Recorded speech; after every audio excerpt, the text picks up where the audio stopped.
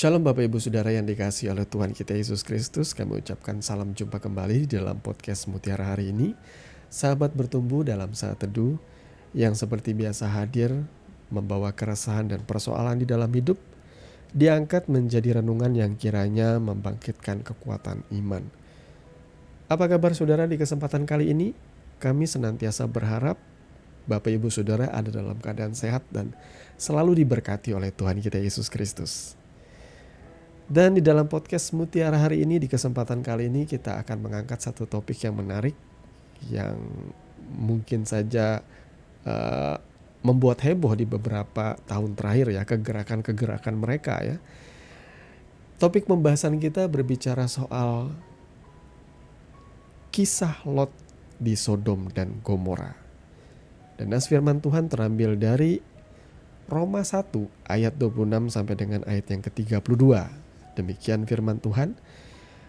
Karena itu Allah menyerahkan mereka kepada hawa nafsu yang memalukan. Sebab istri-istri mereka menggantikan persetubuhan yang wajar dengan yang tak wajar. Demikian juga suami-suami meninggalkan persetubuhan yang wajar dengan istri mereka dan menyala-nyala dalam birahi mereka seorang terhadap yang lain. Sehingga mereka melakukan kemesuman laki-laki dengan laki-laki, dan karena itu mereka menerima dalam diri mereka balasan yang setimpal untuk kesesatan mereka. Dan karena mereka tidak merasa perlu untuk mengakui Allah, maka Allah menyerahkan mereka kepada pikiran-pikiran yang terkutuk, sehingga mereka melakukan apa yang tidak pantas. Penuh dengan rupa-rupa kelaliman, kejahatan, keserakahan, kebusukan, penuh dengan dengki, pembunuhan, perselisihan, tipu muslihat, dan kefasikan. Mereka adalah pengumpat, pemfitnah, pembenci Allah, kurang ajar, congkak, sombong, pandai dalam kejahatan, tidak taat kepada orang tua, tidak berakal, tidak setia, tidak penyayang, tidak mengenal belas kasihan. Sebab walaupun mereka mengetahui tuntutan-tuntutan hukum Allah, yaitu bahwa setiap orang yang melakukan hal-hal demikian patut dihukum mati, mereka bukan saja melakukannya sendiri, tetapi mereka juga setuju dengan mereka yang melakukannya. Amin. Bapak Ibu Saudara yang dikasihi oleh Tuhan kita Yesus Kristus, kalau kita membahas soal Lot ya, dan bagaimana kehidupannya di tanah Sodom dan Gomora, tentu kita tidak akan lepas dari isu kegerakan atau kampanye untuk mendukung kegerakan ini ya, yang biasa dilambangkan dengan bendera pelangi, yakni kegerakan dari LGBTQ ya. Beberapa bulan atau mungkin tahun lalu saya sudah pernah membahas mengenai LGBTQ dan bagaimana pandangan orang Kristen terhadap hal ini ya. Jadi saudara jangan salah mengerti, khususnya Bapak Ibu Saudara yang notabene bukan orang Kristen, bukan orang percaya, saudara tidak boleh lantas menjustifikasi oleh karena kegerakan ini kan mulainya dari dunia barat ya. Dari dunia barat, mungkin juga dari dunia Eropa sana, dari Amerika khususnya, yang vokal menyuarakan, mendukung kegerakan dari LGBTQ.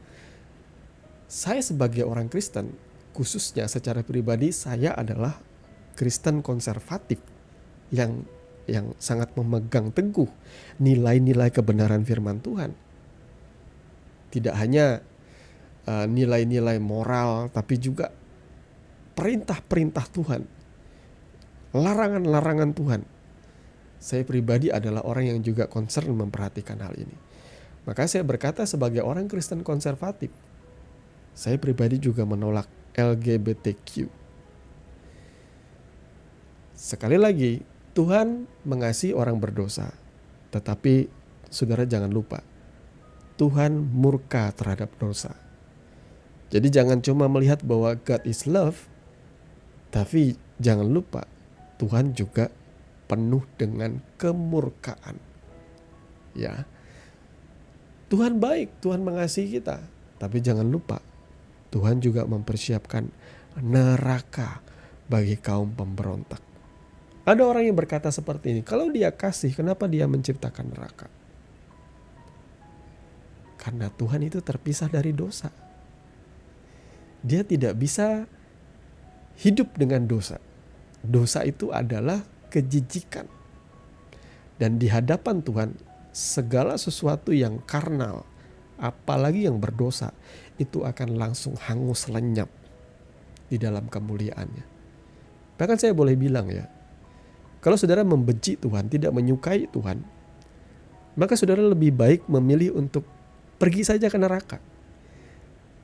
Karena neraka itu sendiri artinya keterpisahan dari Tuhan selama-lamanya.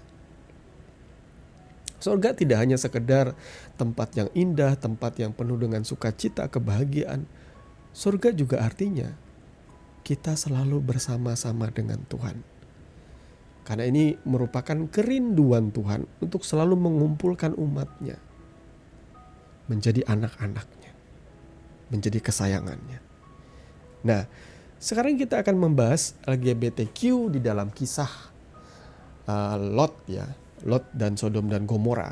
Nah, sekali lagi saya menyampaikan kebenaran firman Tuhan ini karena ada banyak orang Kristen di luar sana yang mengkondisikan atau yang kompromi terhadap kebenaran. Hanya karena mereka tidak ingin dipojokkan, tidak ingin disudutkan, tidak ingin dibilang ketinggalan zaman, tidak ingin jemaat pergi. Sehingga mereka mengkompromikan bahwa, oh kamu tidak apa-apa saja dalam keadaanmu LGBT. Yang penting kamu tetap datang beribadah. Sebenarnya juga tidak jadi masalah. Tidak pernah ada orang yang juga berdiri di depan pintu gereja dan bertanya kepada saudara, apakah kamu LGBT? Kalau kamu LGBT kamu gak boleh masuk gereja. Gak seperti itu juga. Siapapun saudara, kita semua adalah orang berdosa. Dan setiap kita memiliki rahasia busuk. Atau istilahnya setiap orang tuh punya tengkorak di rak-rak atau di lemari yang dia simpan. Setiap orang tuh punya rahasia busuk yang ia sembunyikan dengan rapi. Intinya kita semua adalah orang berdosa. Kita semua adalah orang-orang yang kehilangan kemuliaan Tuhan. Tetapi ingat, Tuhan juga tidak menghendaki kita hidup di dalam dosa terus-menerus. Sebagaimana Yesus bertemu dengan perempuan yang berbuat zina atau kedapatan tertangkap basah berbuat zina ya. Semua orang ingin melempari perempuan itu dengan batu. Dan hanya Yesus yang tidak melakukan itu. Sambil ia berkata, siapa di antara kalian yang tidak berdosa, biarlah dia yang pertama-tama melemparkan perempuan ini dengan batu. Tidak ada seorang pun yang berani melempar. Karena mereka sadar bahwa mereka juga berdosa. Walaupun mereka kelihatan baik, mereka sadar.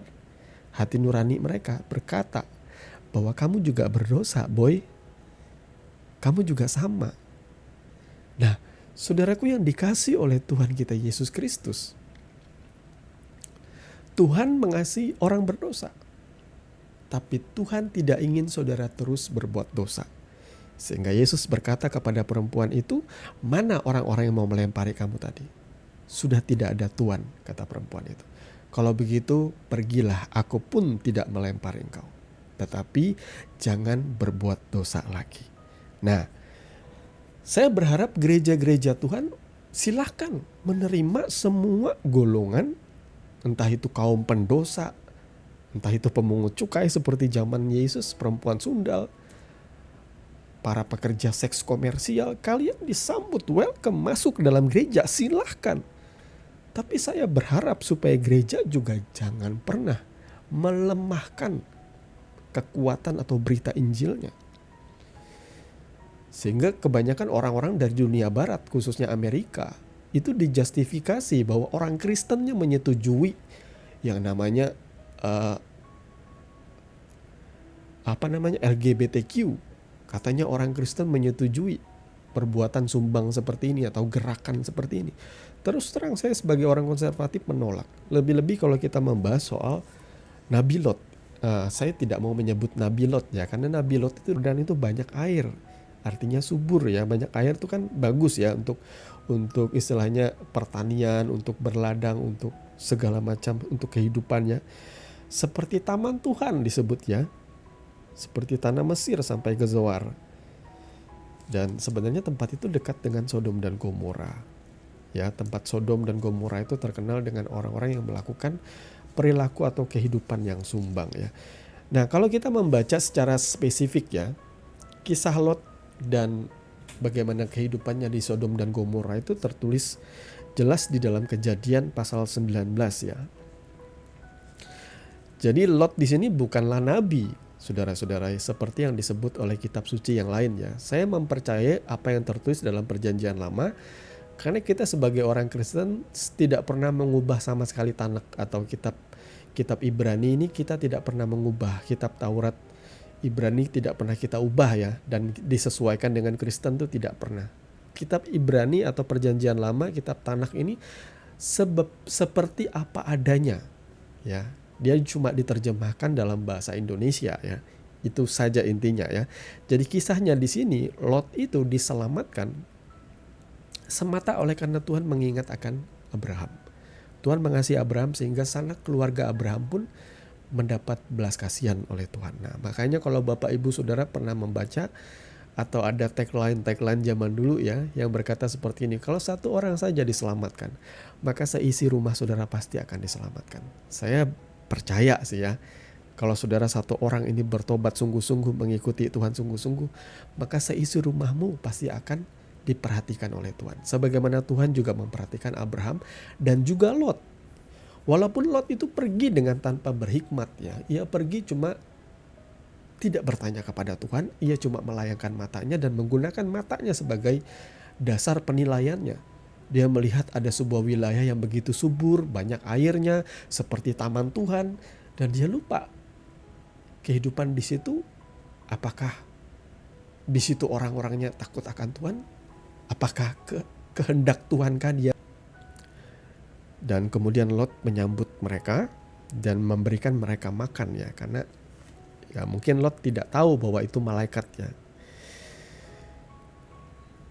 Dan kemudian apa yang terjadi? Orang-orang di kota Sodom itu ya kemudian mendatangi rumah Lot karena mereka mendapatkan info bahwa Lot menerima ada orang. Di mana orang-orang yang datang kepadamu malam ini, kata orang-orang itu. Wow, bayangkan. Saudara sekarang bisa menyeting pikiran saudara atau theater of mind saudara. Ketika orang-orang datang mendatangi Lot malam-malam dan berteriak-teriak dari luar dengan arogan, mengintimidasi. Mana orang-orang datang ke rumahmu? Ngapain mereka bertanya, saudaraku? Mereka bertanya seperti ini. Bawalah mereka keluar kepada kami, supaya kami pakai mereka. Ini bahasa Indonesianya kami pakai mereka ya. Kalau diterjemahkan dalam bahasa aslinya, itu maknanya tuh sangat-sangat mengerikan. Kami pakai itu menggunakan kata yang sama atau istilah yang sama, yang merujuk kepada melakukan hubungan seksual antara laki-laki dengan perempuannya. Seperti itulah istilahnya. Tetapi tamu yang di sini ialah laki-laki. Ketika mereka bertanya, mana orang-orang yang datang kepadamu, itu menggunakan, bukan ditujukan kepada perempuan, tetapi men, laki-laki. Mana laki-laki yang datang ke rumahmu? Serem ya. Kami mau pakai mereka. Waduh, mengerikan sedari. Mengerikan sekali, saudara-saudara ya. Jadi istilahnya di sini mereka mau memperkosa laki-laki ini, padahal mereka laki-laki. Lalu si Lot menawarkan, jangan melakukan seperti itu. Jangan kiranya berbuat jahat, kata Lot ya.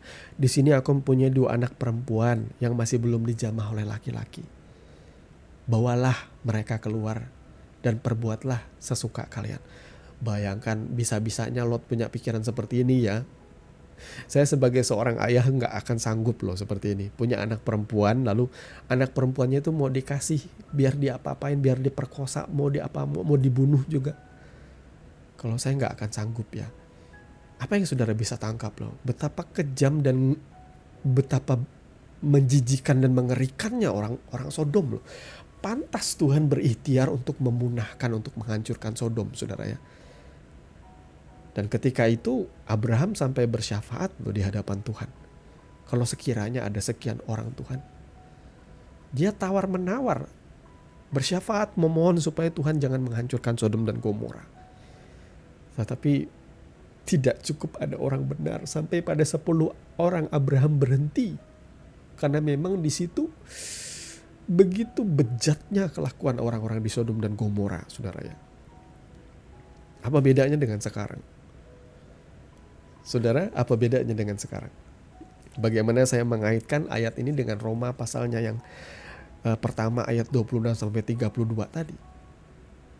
Firman Tuhan katakan Tuhan menyerahkan orang-orang ini di dalam nafsu yang tidak wajar.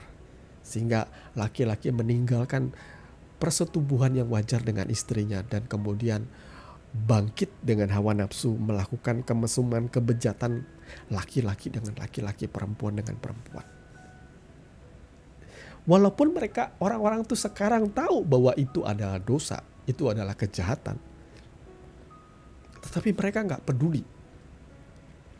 Makanya kampanye membela gerakan LGBTQ ini begitu intens dilakukan, khususnya di luar negeri, saudaraku. Ada beberapa orang yang tidak dengan sungkan, tidak dengan malu mempertontonkan mereka adalah atau mengakui mereka adalah kaum LGBT atau homoseksual. Mereka dengan terang-terangan katakanlah mereka yang penyanyi atau mereka adalah seorang aktor atau aktris yang bermain film. Ketika ada penganugerahan award ya, pemberian hadiah-hadiah kepada mereka yang berprestasi di dunia film atau di dunia musik, mereka tidak segan-segan menunjukkan atau menyatakan bahwa saya mendukung LGBT, saya adalah bagian dari mereka. Karena apa? Karena mereka pengen mendapatkan follower lebih banyak. Mereka pengen dicintai oleh dunia ini. Saya suka dengan satu pemeran aktor terkenal ya, Chris Pratt. Pemeran di dalam film Guardian of the Galaxy ya, Peter Quill ya. Jadi dia dengan terang-terangan berkata, Yesus aja dibenci. Jadi saya sebagai pengikut Yesus, saya juga siap untuk dibenci. Dia berkata seperti itu. Dengan kata lain, dia berani menunjukkan sikapnya bahwa sekalipun dunia membenci aku, oleh karena sikapku, oleh karena aku berdiri di atas kebenaran, aku ingat sebelumnya dulu Yesus pun melakukan hal yang sama dan dia dibenci oleh dunia ini. Jadi ketika saudara, khususnya para aktor-aktor aktris terkenal di luar negeri sana, mereka karena tidak ingin kehilangan pengikut, karena mereka tidak ingin popularitas mereka turun, mereka menunjukkan sikap untuk mendukung perbuatan-perbuatan dosa dan kebejatan-kebejatan ini.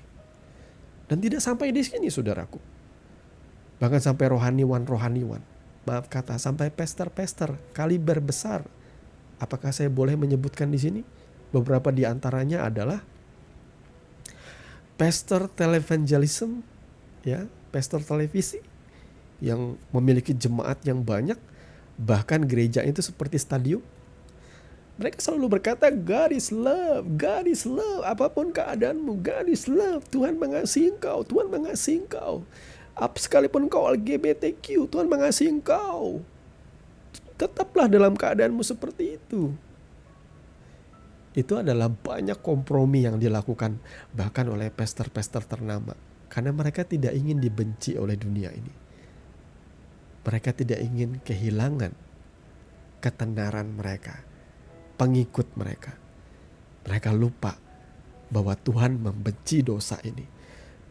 Jadi ini sebuah notis untuk menjadi pengingat bagi setiap kita. Betapa Tuhan benci dengan kebejatan di Sodom dan Gomora, khususnya isu soal dosa LGBTQ ya.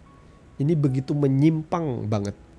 Sampai-sampai Tuhan harus menghancurkan kota Sodom dan Gomora dan wilayah-wilayahnya di sekitarnya itu dengan api, dengan belerang. Saya pikir itu seperti meteor yang dijatuhkan ya di situ. Mengerikan sekali. Jadi Tuhan itu memang kasih, saudaraku ya. Tapi pada puncaknya Ketika manusia itu terlalu bejat, terlalu jahat, Tuhan bisa melakukan buat. Ya, saya juga ada melihat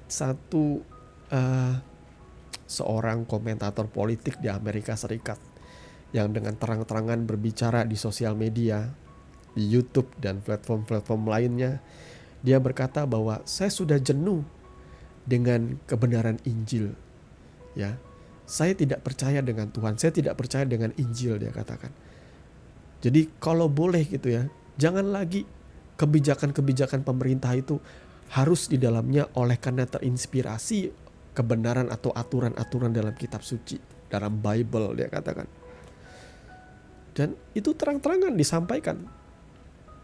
Pokoknya kenapa dia mengatakan hal itu? Karena dia berkata bahwa aku berhak untuk melakukan aborsi, aku berhak untuk melakukan seks bebas, aku berhak untuk menjadi LGBT, aku berhak untuk mengekspresikan diriku sekalipun itu dosa dalam Bible, aku berhak melakukan itu.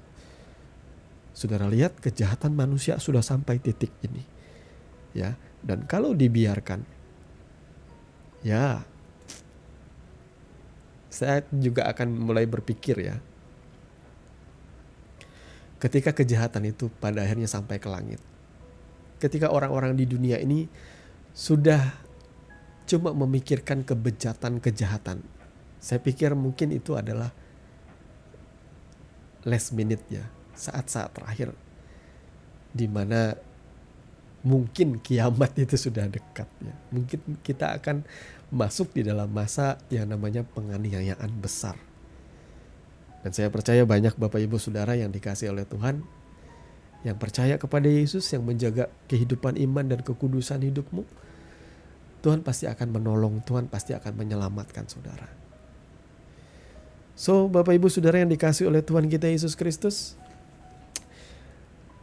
begitu panjang pembahasan kita mengenai LGBTQ dan bagaimana pandangan atau sikap kita sebagai orang Kristen, orang percaya, kita jelas menolak LGBTQ ya.